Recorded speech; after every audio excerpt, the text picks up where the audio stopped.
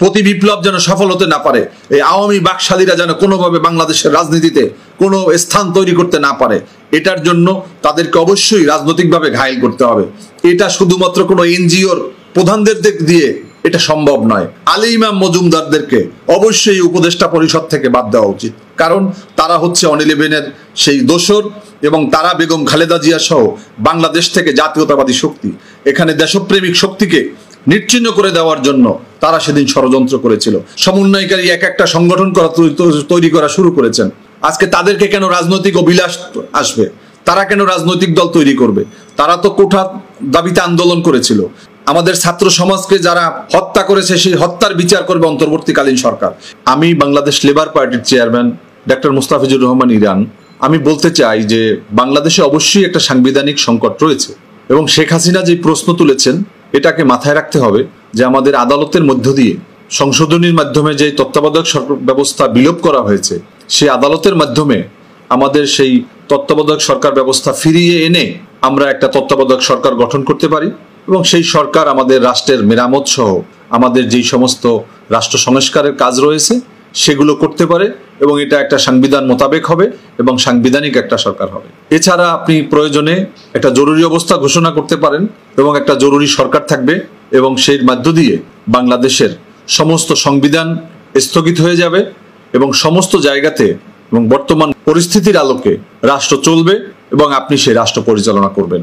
আমরা দেখেছি যে শেখ হাসিনার সাথে যে কথোপকথনের যে রেকর্ড, যার সাথে কথা বলেছেন, তার সহযোগিতা ছাড়া তো এই রেকর্ড ফাঁস হওয়ার কোনো সুযোগ নেই। অবশ্যই এটা একটা পরিকল্পিত এবং আওয়ামী লীগের নেতাকর্মীদের মনোবল চাঙ্গা করার জন্য তারা এই কাজ করেছে। আমি তো শেখ হাসিনা চট করে বাংলাদেশে ঢুকে পড়বেন শুনে এটাকে পজিটিভ হিসেবে দেখি, এ কারণে যে আমরা তো শেখ হাসিনাকে ভারত থেকে ইন্টারপোলের মাধ্যমে ভারতের সাথে বাংলাদেশের যেই বন্দি বিনিময়ের চুক্তি রয়েছে সেই চুক্তির আলোকে তাকে ফিরিয়ে আনার জন্য উদ্যোগ নেবে, আমরা এটাই প্রত্যাশা করি।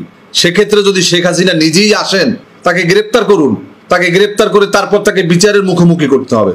যে এই অন্তর্বর্তীকালীন সরকারকে সহযোগিতার জন্য আমি মনে করি এই উপদেষ্টা পরিষদে রাজনৈতিকদের অন্তর্ভুক্তি করা খুবই জরুরি হয়ে পড়েছে, কারণ দেশের বিরুদ্ধে, দেশের মানুষের বিরুদ্ধে, দেশের প্রশাসনের বিরুদ্ধে 5ই আগস্টের গণ অভ্যুত্থানকে ম্লান করে দেওয়ার জন্য আজকে নানামুখী চক্রান্ত চলছে।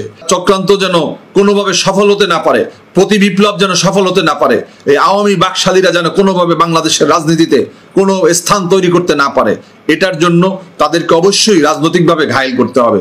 এটা শুধুমাত্র কোনো এনজিওর প্রধানদের দিয়ে এটা সম্ভব নয়। আমরা বিশ্বাস করি যে ডক্টর ইউনূস তিনি একজন সর্বজন শ্রদ্ধেয় ব্যক্তি, তিনি নোবেল লরিয়েট, তার ব্যাপারে আমাদের কোনো আপোষ নাই। তবে আলী ইমাম মজুমদারদেরকে অবশ্যই উপদেষ্টা পরিষদ থেকে বাদ দেওয়া উচিত, কারণ তারা হচ্ছে অন-11-এর সেই দোসর এবং তারা বেগম খালেদা জিয়া সহ বাংলাদেশ থেকে জাতীয়তাবাদী শক্তি, এখানে দেশপ্রেমিক শক্তিকে নিশ্চিহ্ন করে দেওয়ার জন্য তারা সেদিন ষড়যন্ত্র করেছিল। আরো যেই সমস্ত দোসররা রয়েছে, অপশক্তি রয়েছে, ইতিমধ্যে বিভিন্ন জায়গায় আমরা দেখেছি আওয়ামী লীগের দোসরদেরকে পুনর্বাসন করা হয়েছে। মনে হয় যেন অন্তর্বর্তীকালীন সরকার দায়িত্ব নিয়েছে আওয়ামী লীগকে পুনর্বাসন করার জন্য। এগুলো বন্ধ করতে হবে।